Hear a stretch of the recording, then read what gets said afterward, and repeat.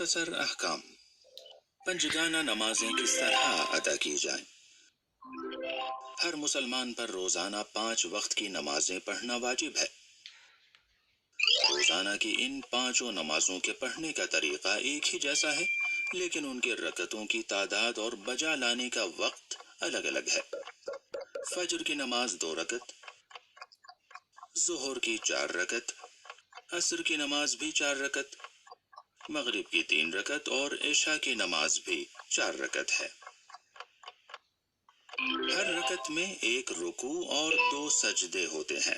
हर नमाज तकबीर यानी अल्लाह अकबर कहकर शुरू होती है और सलाम पर खत्म होती है।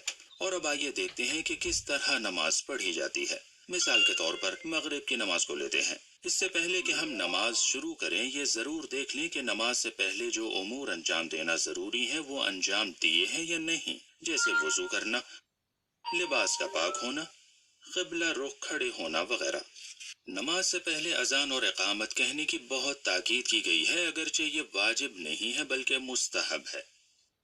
अब आप सीधे खड़े हों और दिल में इस इबादत के जरिए अल्लाह से करीब होने की नीयत करें। फिर अरबी में अल्लाह अकबर कहें। इस अमल को तकबीरतुल इहराम कहते हैं और आम हालात में जरूरी है कि इसे क़याम की हालत में कहा जाए। तकबीरतुल इहराम के साथ ही आपकी नमाज शुरू हो जाती है और अगर इसके बाद अफ़आल नमाज के अलावा कोई और काम आपने अंजाम दिया तो आपकी नमाज बातिल हो जाती है। उसके बाद सूरह हम्द बिस्मिल्लाह से लेकर आखिर तक पढ़ा जाए। फिर उसके बाद कुरान करीम का कोई भी मुकम्मल सूरा आप पढ़ सकते हैं। क़राअत के दौरान आपके बदन में हरकत नहीं होनी चाहिए और आप सूरे को अरबी ज़बान में पढ़ें। ज़रूरी है कि आप सूरे के अल्फाज वाज़ेह तौर पर अदा करें। सिर्फ अल्फाज का जहन में तसव्वुर कर लेना काफ़ी नहीं है। अगर आप मर्द हैं तो मगरिब की नमाज में आपको बुलंद आवाज से सूरा पढ़ना होगा। उसके बाद रुकू है। दोनों सूरा पढ़ने और थोड़ी देर खामोश क़याम के बाद आप रुकू में जाएं, इस तरह के आपके पैर सीधे हों और आपकी हथेलियां घुटनों तक पहुंच जाएं। रुकू में जिक्र पढ़ना जरूरी है, जिसमें एक बार सुबहान रब्बियल अज़ीम व बिहम्दिह कहना काफी है। रुकू के बाद आप सीधे खड़े हो जाएं। फिर सीधे खड़े हो जाने के बाद आप सजदे में जाइए। सजदे की हालत में अपनी पेशानी को जमीन पर या ऐसी चीज पर रखें जिस पर सजदा करना सही हो।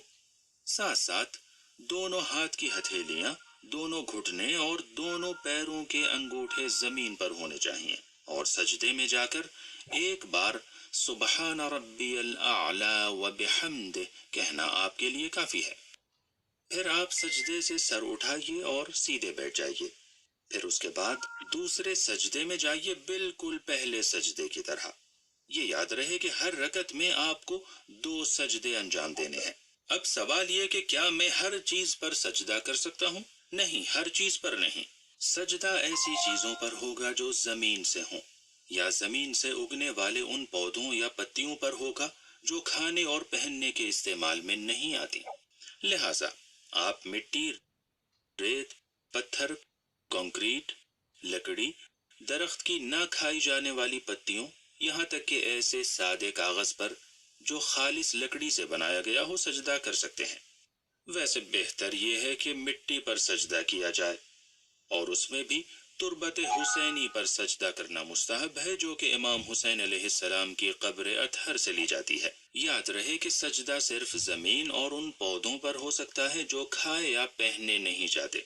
अब पहली रकत के लिए सजदों के बाद आप थोड़ा बैठें और उसके बाद दूसरी रकत को अंजाम देने के लिए खड़े हो जाएं, बिल्कुल वैसे ही जैसे पहली रकत पढ़ी थी। सूरह हम्द और दूसरा सूरा पढ़ने के बाद रुकू में जाने से पहले मुस्तहब है कि कुनूत पढ़ा जाए, यानी अपना हाथ दुआ के लिए उठाएं और कोई दुआ करें जो आप चाहते हैं। कुनूत के बाद रुकू और सजदों को वैसे ही बजा लाएं जैसे पहले अंजाम दिया था। दूसरे सजदे के बाद तशहुद पढ़ने के लिए बैठना जरूरी है। ये तशहुद दूसरी रकत के आखिर में पढ़ना वाजिब है। तशहुद में हमें क्या कहना है? तशहुद में कहें अशहदु अल्ला इलाहा इल्लल्लाहु वहदहु ला शरीक लह। وأشهد أن محمدا عبده ورسوله اللهم صل على محمد وآل محمد۔ تشہد پڑھتے وقت سیدھے بیٹھے رہیں۔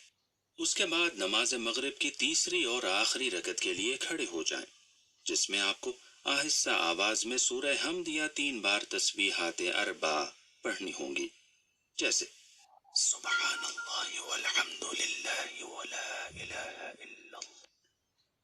اس کے بعد بتائے گئے طریقے کے مطابق رکوع اور 2 سجدے بجا لائیں، پھر بیٹھ جائیں اور ایک بار پھر سے تشہد پڑھیں اور اس کے بعد سلام پڑھیں، یعنی السلام علیک ایہا النبی ورحمۃ اللہ وبرکاتہ، السلام علینا وعلی عباد اللہ الصالحین، السلام علیکم ورحمۃ اللہ وبرکاتہ، اور اس کے ساتھ ہی آپ کی مغرب کی نماز ختم ہو جاتی ہے۔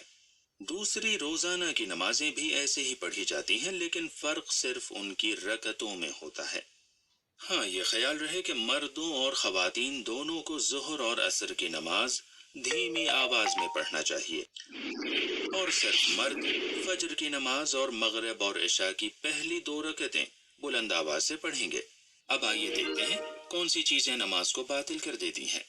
نمبر 1، ہر وہ چیز جو وضو کو باطل کر دیتی ہے وہ نماز کو بھی باطل کر دیتی ہے، جیسے ریا خارج ہونا یا پیشاب وغیرہ کرنا یا سونا وغیرہ۔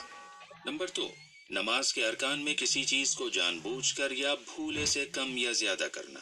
یاد رکھیے کہ آپ کی نماز کے ارکان 5 ہیں: نیت، تکبیرۃ الاحرام، اور رکوع میں جانے سے پہلے 1 لمحہ کھڑے ہونا، رکوع اور 2 سجدے۔ نمبر 3، جان بوجھ کر قبلے سے رخ موڑ لینے سے نماز ٹوٹ جاتی ہے اور باطل ہو جاتی ہے۔ نمبر 4، عمدن ہاتھ باندھ کر نماز پڑھنا۔ نمبر 5، جان بوجھ کر بات کرنا۔ نمبر 6، جان بوجھ کر سورہ حمد کے بعد آمین کہنا۔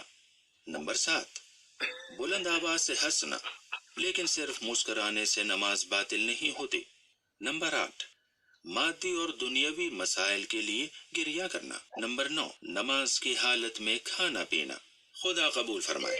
آپ کی نماز مکمل ہو گئی۔ اب نماز کے بعد تسبیح حضرت زہرا علیہ السلام کے عظیم ثواب کو نہ چھوڑیے گا۔ اس میں 34 مرتبہ اللہ اکبر، 33 مرتبہ الحمدللہ اور 33 مرتبہ سبحان اللہ پڑھا جاتا ہے۔